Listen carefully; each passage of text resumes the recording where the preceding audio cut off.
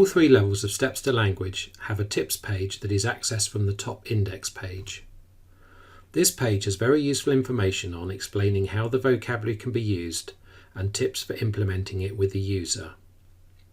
It can be confusing for the user if they access that page.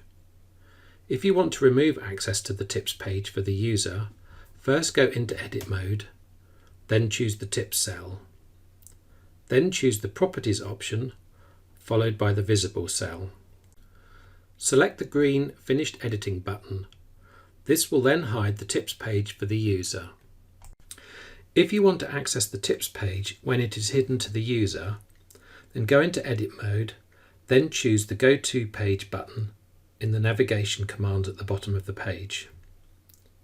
Then type in the word tips into the search bar at the top and then select the tips page. You can then come out of edit mode to follow the tips. When you go back to the home page, the tips page is still hidden.